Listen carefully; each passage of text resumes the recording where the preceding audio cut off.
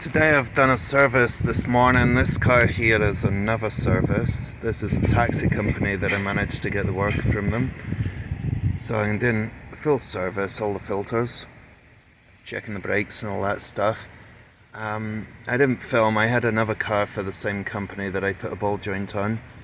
So it's just to show you roughly what you might get if you start working for yourself. Last week was a bit different. This week it's servicing, which is good because you get to notice if anything else is needed on the car whilst you're there. So it's not a bad thing doing services anyway, it's regular work. To help me bleed the fuel pump, the fuel filter, I've managed to activate the electric fuel pump here. And it's continuous until you stop it. I think you can choose how long you want it to come on for. That's a useful feature. And also on the Skoda, I can reset the service light, and I couldn't do that with the launch.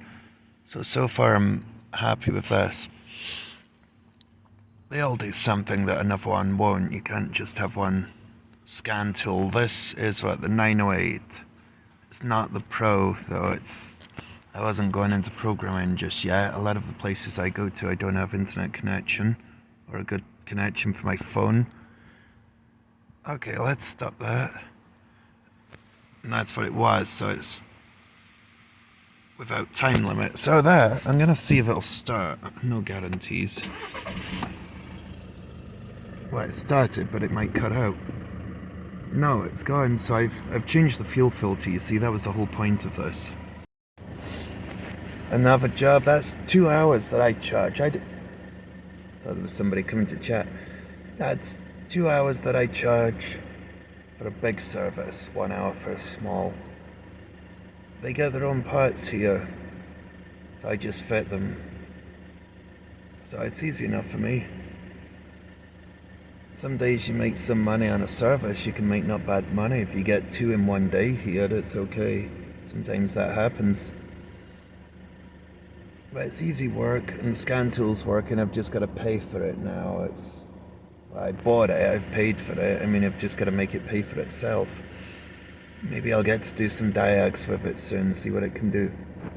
But this is fun. It's just starting to rain now. And get the stuff put away. That's me finished. Ready to head home. Have an early day, which is good because I've been feeling like rest anyway, so I'll see what tomorrow brings. My next job, I'm looking at a Land Rover Freelander. The SRS light or airbag light is on. In fact, it can't have a light on because it says the lamp is failure. Maybe it's got a message. I'll recheck that. Battery voltage too low. Belt tensioner left, resistance too high. Right, resistance too high. And a resistance too low on the left as well. So let me see if I can actually clear them before I go too far and work on the one that will not clear. No faults. Well, it just allowed me to clear it, so it's not permanent whatever it is. I'll see if I start the car if there's a light on. I had to cycle the key. It says there's no fault code, so we're okay with that. I don't have any live data. It's pretty limited on this. I've got codes or erase codes and ECU information. That is it. Tells me a bit about the ECU. What's fitted, what's not fitted. Yeah, I don't have much there. No fault code detected. There we go. Let's start the car again and recheck it then.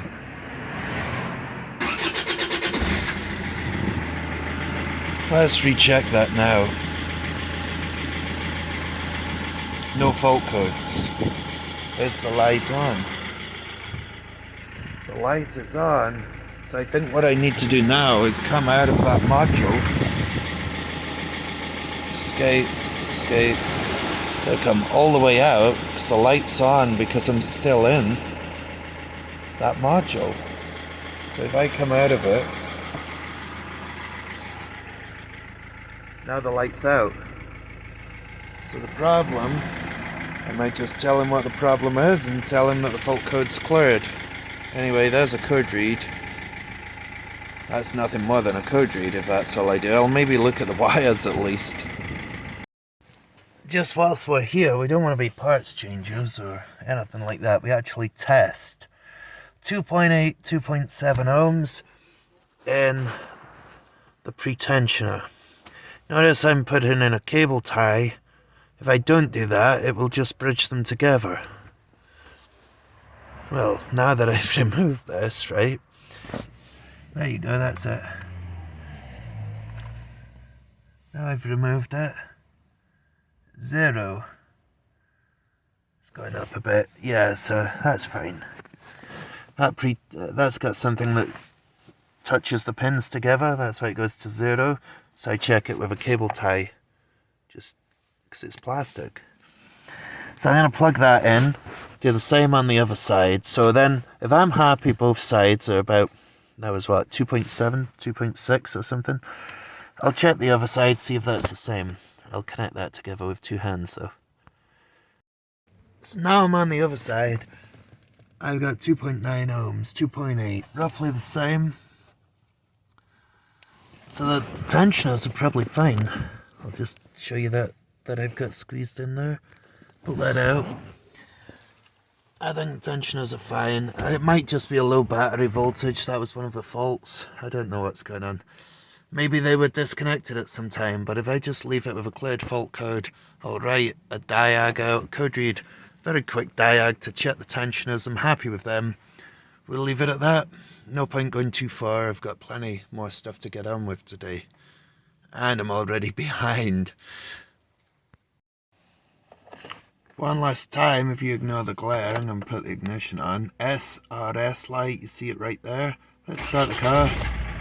It's gone out, that'll do for me. The fault code relating to the problem, I checked the tensioners, they're okay. I'm just going to have to put it down as one of those things. Maybe they were disconnected, I don't know the history. So I'll leave it at that today, there's no point going too far.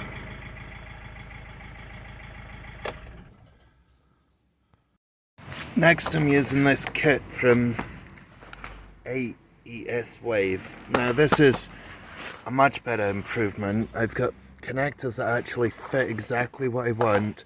Plus I've got 4 of the type that I need for this test that I'm doing. And these connectors here. So the last kit that I had didn't have stuff that quite fit. So these go into this connector. So I can do 2 into 1. Checking the blower motor. It's not working. So I'm putting 2 wires into 1 because I want 2 headlight bulbs, not just 1. It's going to be a little bit closer to what we would expect it to be. With one of them I could be missing something important. So I switch this on, rotating it. See, it's on, dim. And the next stage, you just work it all the way. We know that we've got a good power there. We could even check the power side on this for voltage drop.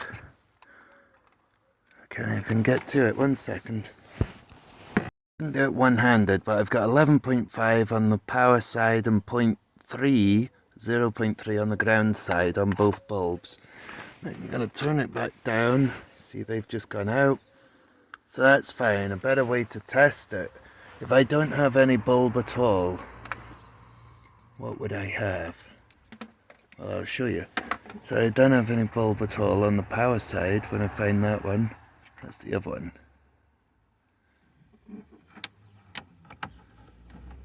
Not getting in it, 1 sec.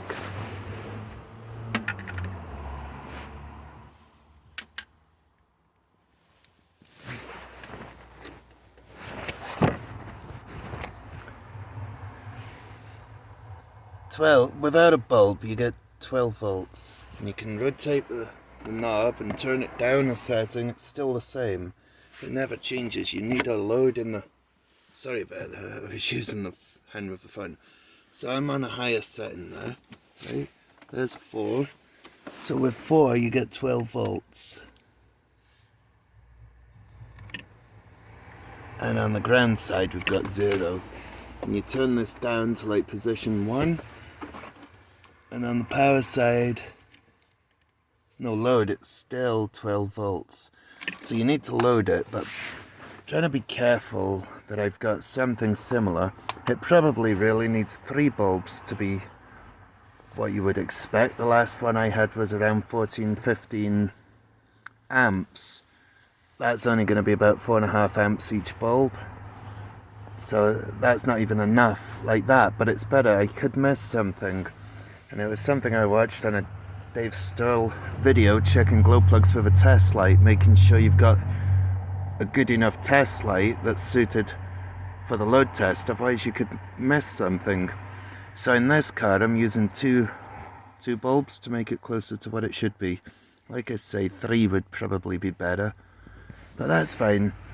I know I need a blower motor, so we're going to get one of those. The switch and the regulator must still be working fine. So that's today's little job that I'm doing. And this is a Sprinter. Now, yeah, let me see something. These ends fit really nice into the Mercedes connector that's under here, these round ones,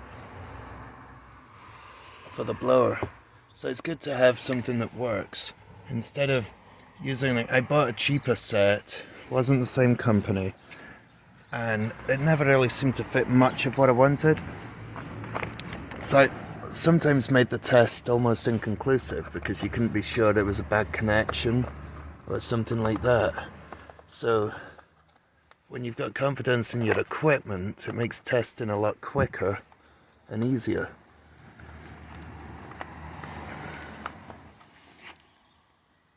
It's a great kit. Yeah, I'm glad I've got it. I've not used all the stuff yet. Right, I'll just explain this for a little video, and then looking at a Vauxhall here, Vivaro, I've got... Looking at a Vauxhall Vivaro here, I've already looked at the codes, the fault codes. I seem to have boost control ACE circuit. The intake air temperature was -40 and the mass airflow was 0. The 2 that I can erase were the top 2 that I've got up here. Grams per second. So what I've done is use this old sensor simulator, putting in a voltage. It's 0.9 volts there. I figured out which wire's which just by back probing. You can see there's a 12 volt, a 5 volt, and a signal at the top 3 wires. So it's like this sensor split into 2. One of them's airflow. So it starts with the signal at the top, then I think it was 12 volts, then the 5 volts below it. I can't quite remember now, but that's what the top 3 wires are, and the bottom ones are the ground wire and the temperature sensor, which is a thermistor. That's what you get when they're unplugged, right? And that's what you get with the airflow. I can adjust this voltage, and we get a change on here. So see the flow? That's changing as I change the voltage, which tells me from here all the way back to the ECU, the wire must be okay for the airflow side. Now I'm going to quickly change it over and do the thermistor side of the 2 bottom wires, and do a similar test using this but with resistance. Now this is switched to resistance, and there's the temperature. If I adjust the resistance or the ohms, I can change that to be a more believable amount for under the bonnet. All I'm doing is changing the voltage and pulling it down on the bottom wire. So that proves that the wire, again, because I'm using the actual ground wire for the sensor and I'm using the signal wire, I'm pretty safe to say that the computer or the engine ECU, which is in here, is fine. Both sides of this sensor I can prove aren't working with this. So let me just start the car and see what happens to the mass airflow with this left in. I'll try and clear the fault codes first. Problem is, this has been replaced twice. Genuine parts. and it's not working. So let me read the fault codes again. Clear the fault codes, start the car, and see there's the two faults that are here. Need to clear them. One of them may not cleared, I don't know. Only take a minute or two to sort itself out. So by using a test light, I was able to do a similar test first before I put this on, but that was more for a controlled testing to see. Now this seems to be taking a while to clear the fault code. Any second now, and then I'll start. There we go. So the flow circuit, it's happy with the temperature, but it's not happy. It needs to see something first. A voltage, a signal. So I can't do both of this. This is just one at a time. So I'm going to start the car.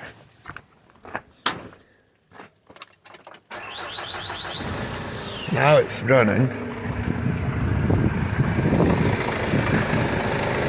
I want to see what the live data is for these two again. Live data on these, and it's only those two that I want.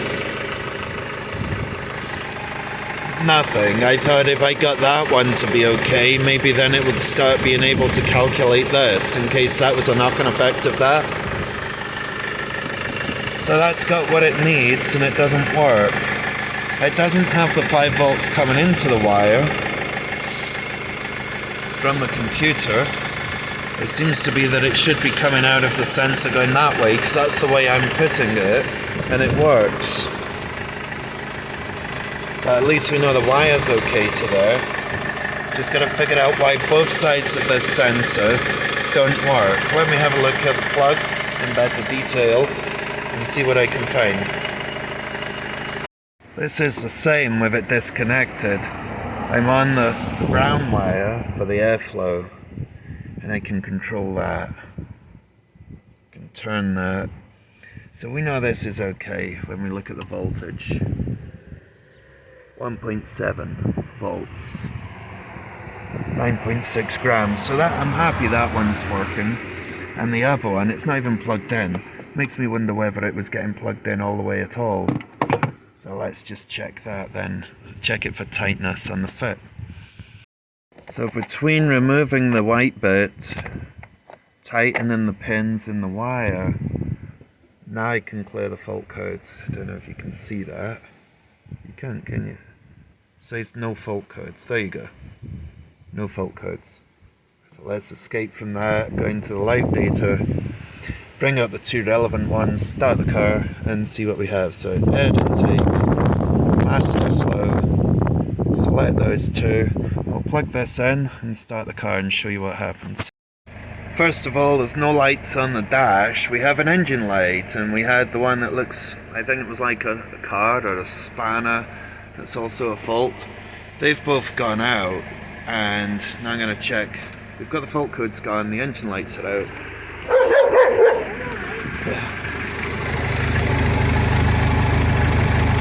Now we've got a reading of 10 grams per second, and it's got 13 degrees. 1.7 volts. Just got to put it back on.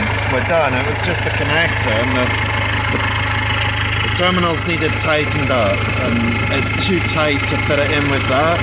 Just far too tight. So I'm going to leave it out. Tightened up the terminals. I'm going to leave that alone. Recheck for fault codes one more time. If that's done, I'm done here. No fault codes. My job's done. We'll leave it at that. It was just the fit. The new part is that tight that it may have damaged the car's own wiring, the plug. But we're okay. We figured it out.